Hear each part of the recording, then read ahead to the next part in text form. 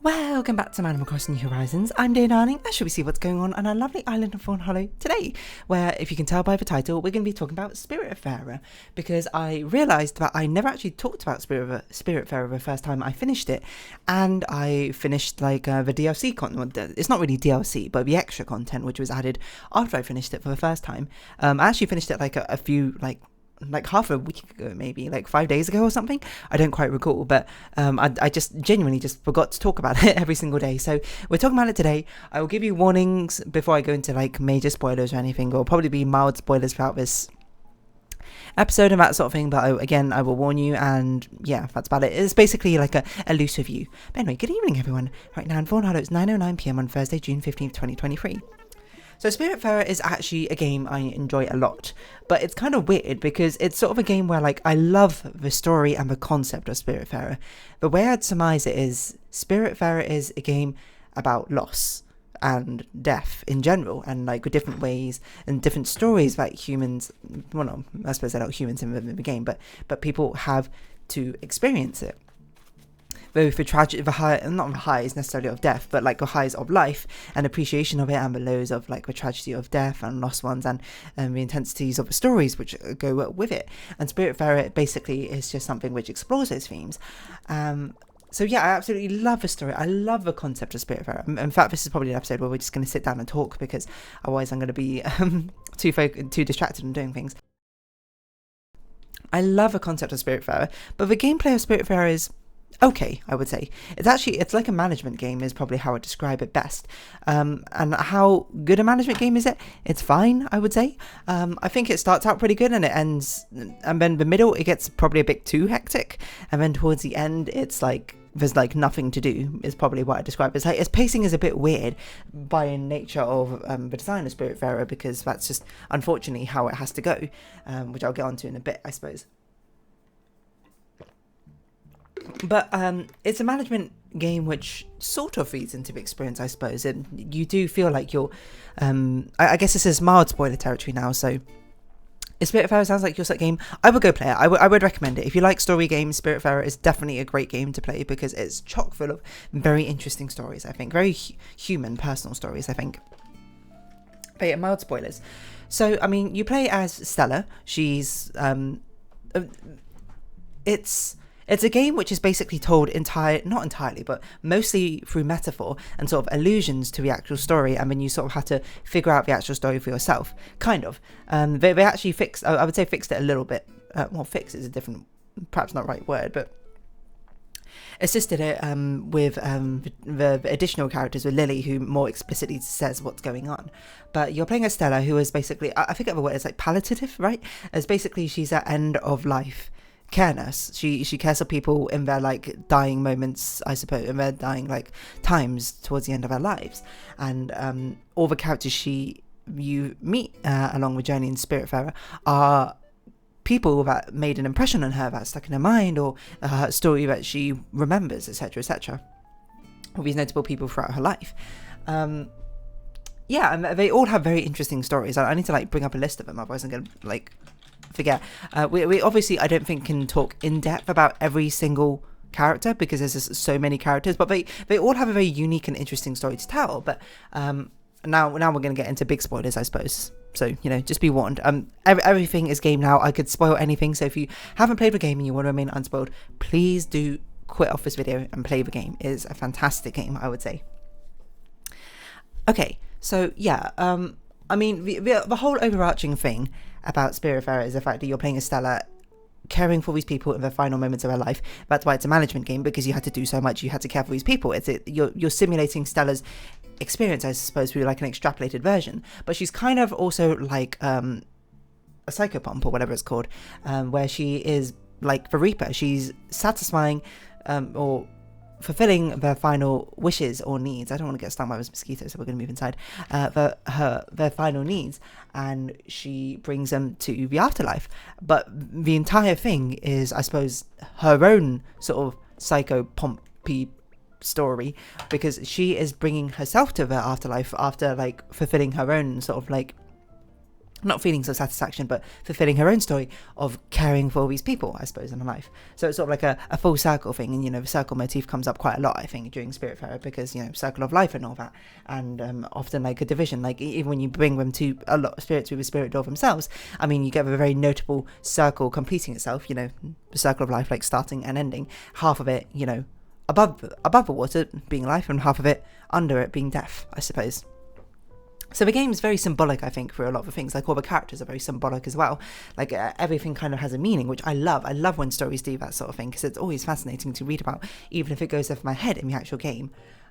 So obviously the focus on the game is the characters, because I can say like my criticisms of the game, but I should probably not be so negative.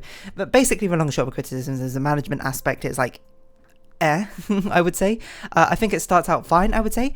It's great when you have got like 3 to 4 characters, I think, is the perfect balance.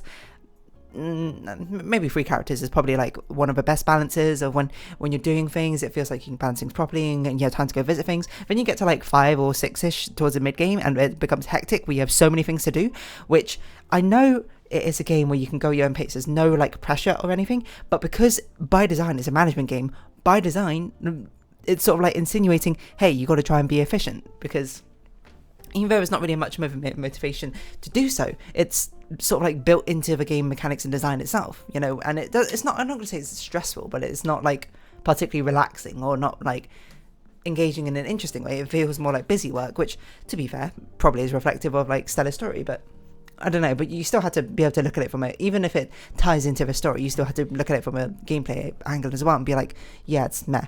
That also might be, I'm not sure how I feel about management games in general.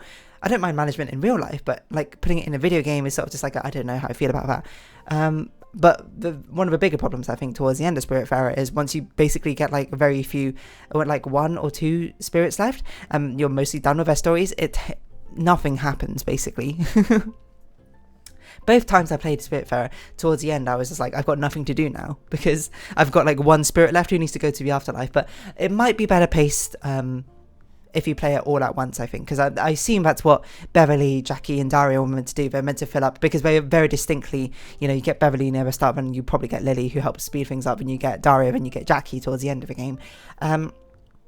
I assume the pacing is better with that sort of thing. But apart from that, yeah, Spiritfarer is pretty good. There's a lot of busy work in it, and I suppose depending on how much you like management sort of things, you might love it, or you might find it a chore to actually get to the story. But the story, I think, is a key part where it's at, because it has such a host of interesting characters. So I'm going to quickly like surmise and talk about them, I suppose, and alphabetically. I've got TV tropes up here so I can actually remind myself. But starting off with Alice, she is probably one of the most heartbreaking stories in the entire thing, because she is just such a sweet, lovely, kind grandma who basically slowly loses all her memories and her sense of self through dementia, even lashing out at one point against the title character Stella in a very uncharacteristic thing. She spent so much time caring for people that she never really got to enjoy life herself, and when she finally can, she can't because of dementia. And to me, I feel like this is one of the best stories in the game. One of the best characters and story arcs in the game, because it completely nails exactly the point Spiritfarer is going for. It's a game about death. It doesn't pull punches. It's not like, there's good and bad with death, Obviously, death happens, it comes for everyone eventually, but they're still good. You can take time to like remember the people, or not like good in a sense, but you can find good in it, I suppose. You can take time to remember people, like the memories that you've made along the way. You can reflect on a life well lived, but it's also bad because of the way that people go can sometimes be utterly like heart-wrenching, and dementia certainly is one of the worst ones, and it's going to be something which a lot of people are going to go through.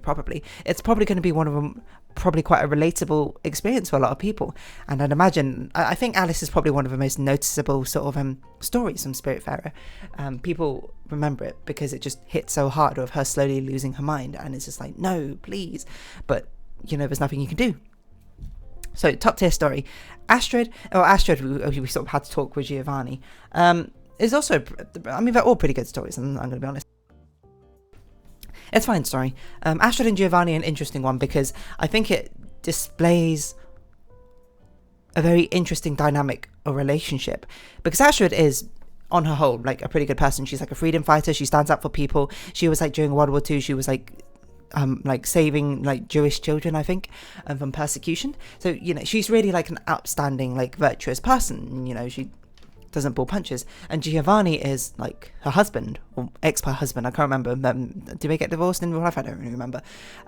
Who was like a veteran in the army, who has seen some horrible things, and it's implied basically he had some sort of trauma from it, and he lives this very sort of hedonistic, self-indulgent, selfish lifestyle as a means of coping with it.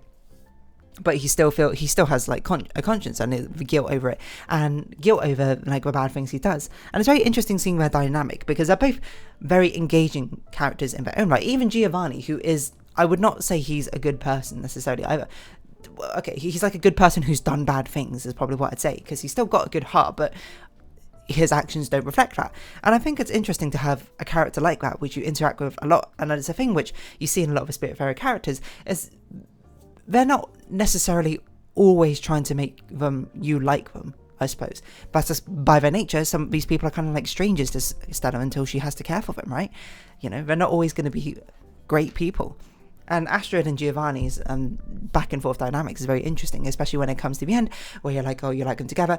Oh, Giovanni cheats on Astrid again and breaks her heart, I suppose, one more time, and he goes to the spirit door, and it's sort of like ambiguous, does he regret it or not? Like he clearly feels guilt over it, but also he's so stuck in his ways now that he doesn't feel like he will change, I suppose, from it. He's so stuck in his virtue of hedonism, and Astrid being very broken from it in the first place, where you want to just be like, Astrid, please, you have to be able to, you know, you should not be falling with this first person who's just going to break your heart over and over again. But she doesn't, she can't move on from him. Like, even like in her post-life, like, no matter how many times they separate, she always comes back. And then she, you know, her saddest thing, the biggest betrayal she saw from Giovanni was the fact that he died and left her alone, even though she had the rest of her life. And it's such an interesting dynamic, because it's not a very like all sunshine and roses relationship. It's probably quite toxic, if anything. But it's not evil, I would say, to us. It's not like comically evil, where it's like, oh, this person is straight up abusive, like, or something like that. It's so you see both sides of like Giovanni as a character, so it gives you a very sort of torn feeling, where it's like, I love you as a character, but I hate what you've done, kind of sort of thing. And I love when they do that with these characters. It makes them significantly more interesting and keep in your mind, because it's okay in these fictional environments to like a villain, or to like someone who's done bad things, or to find them an interesting character. You don't have to like uphold their actions. You don't have to be like, yes, this person did amazing all the time. You can still find them interesting, and it doesn't reflect on you as a person, I think. And, you know, that's why, like, bad characters, I think, are always very interesting. So Astrid and Giovanni, very cool. Atul is, I think Atul's story is actually kind of like for most of it. Like, he's just like a cool uncle. He's like really nice and warm until it gets to the end, where it's just suddenly it's just like ripped out from you. Because basically it's like he's like happy most of the time. There's like hints of sadness that he talks about, where he's like, I can't remember the faces of my children very well, and that makes him sad. And you're just like, oh, okay. So there's like some sadness we're gonna explore underneath his happiness. And then he throws like a party, he cooks a load of food, and then he's just gone. Like, there's no conclusion to his story whatsoever. And I think that's a really nice reflection, because again, it's another story of death. Sometimes death is like that. It's just ripped out from you. People's lives are ripped out from you. There is no satisfying conclusion. Sometimes it just happens. And a reflection of like how Atul was in Stella's life. He just left and then never came back one day. Like, she just never was able to contact him again. That's just it. And that also, you know, each of these stories like leaves an implant in your mind because of the way they uniquely tell their story. So, you know, Atul was very cool because of that ending. Now, Beverly's is a bit more iffy, because I feel like Beverly's is kind of like Alice's again, but it's just like a little bit different, because while Alice is a very sweet, kind old grandma, Beverly's like your chatty old gossipy neighbour who's like always dishing dirt and spilling the tea, right? And then it's still very sad, of course, to see her degenerate where she can't remember things, she can't like speak properly eventually, and then she like loses the one thing which I suppose makes her characteristically her. But I mean, the things I said for Alice also kind of apply to Beverly. I think she's just like I think her character, I think her character rather than her conclusion is the more interesting part of Beverly, where it's fun that she's so gossipy and chatty, I suppose, because it's not nice, I suppose, to be so gossipy and chatty about these sort of things, but it is entertaining in a video game form. Bruce and Mickey, or Mikey, very interesting characters as well, because they're I think they're the first character you meet who are unequivocally like just mean. They're just like rude to you. Like Bruce is just like mean and quite mean to a lot of the other people. But they have an interesting story behind them in the first place, where, you know, at the end it's revealed, oh, Mickey's been dead this entire time, and this is just like Bruce being unable to accept the death of his brother because he feels responsible for it, which is why you can never speak with Mickey, you only interact through Bruce. And it's cool to see their dynamic, even though it is a bit one-sided. It's sort of like it feels like of mice and men sort of situation. I haven't read a book, so I don't know for sure. But yeah, the thing I like about them is that they are just mean, to be perfectly honest. They're like rude. And again, that makes them interesting characters, because they're the first ones you meet who are like pretty rude, I would say. And like all the other characters since then have been like all like nice and comforting and that sort of thing. And then just like, no, you know, this is someone, it's a reality of, I suppose, you know, Stella's occupation and job. She's going to meet some mean people. And I suppose they still can leave an impact in a certain way from what she learned from them. Buck is interesting as well, mainly because of the way how different his story is, that he's like a character which Stella has never actually met. This is just how she imagined him, who was like her younger sister's friend or something, who died tragically when he was in his teen years. He's kind of like more just like a companion throughout the entire thing. He doesn't necessarily go on a story arc. It kind of feels like he's bringing Stella on a story arc more than anything, which I think is kind of cool. It's cool storytelling. So we got to go faster. We've only got 4 minutes. Daria, my favourite character, probably. Her or Elena. It's really hard to choose. She's basically a patient who suffers from some sort of condition. You know, the only thing which is definitely confirmed is her like audio-visual synesthesia or something. But it's implied. To me, it's implied that she might have some sort of hallucinations of some sort, maybe some sort of schizophrenia, and she has like bouts of catatonic states. And she's like in a psychiatric ward or something, but she has such an interesting like mechanical way of telling a story, of going into these individual like psychedelia levels, and she has such a unique way of speaking. She basically speaks entirely in metaphors, which I don't know, I guess that appeals to me. About how she's so aware, I suppose, of her condition, but she can't communicate it properly, where she's just like, you know, I'm aware of what I have and that sort of thing, and you know, it allows me to have my own unique view of the world. But sometimes I kind of just wish I had like a normal life so I can actually have a proper relationship with the people around me instead of hurting them all the time. And, you know, it's weird because her story doesn't feel as sad as the others, despite the fact it is, because she's so accepting of it. She's so aware of the situation, you know, of what's going on, and she accepts it with full open arms. It's more like the situation of her life is the sad part. I don't know. Elena, people hate Elena. She's one of my favourite characters because she's so interesting. Again, she's a character who is just straight up mean to you, but I think her story is really interesting. Basically, she's a super stern, super harsh teacher. She plays a villain because she's just, in her own words, she's like, I am an obstacle you need to overcome. You either succeed or you realise that you will never be able to best, or this is your limit. So she's basically saying, you can hate me, but I'm going to make you a better person. You know, like where end justifies the means, that sort of thing. But she's also got like this very interesting story where she's like this because she used to be a teacher, and she wanted to like nurture the hard work and the promising potential in students. But time and time again, she found that the bright students, or the clever students who like had potential, she could not reward sometimes. She had to fail them, while other students who were less deserving, who didn't earn their privileged positions or something, like bought their way into like passing classes of that sort of thing. So it's sort of like she saw the realities of a world, and then she's now trying to impart that teachings onto students. But then she's got an even like interesting sad story at the end, but she is like one of Stella's last patients, and the reason that Stella even remembers her is because she died alone. No one cared for her at the end of her life. She spent so much time like playing that villain and pushing people away in a sense of like, you have to overcome me to better yourself, that at the end of her life, you know, she didn't have anyone left because no one wanted to be with her, I suppose, in the end. And I think that's a very interesting like story. It's not like the start of a villain arc, but then, you know, like being cut off before she fully becomes a villain. She's sort of just like playing a villain in her mind, and then, you know, at the end of life, she's just like, oh, I guess I am kind of a villain. But she doesn't even come to that realization, I suppose, at the end. She still sees this as the way forward. And I think that's very interesting, you know. Not every character needs to be redeemed, or necessarily redeemed in the same way. They can still have a very interesting and engaging story arc. Gustav, he's kind of cool.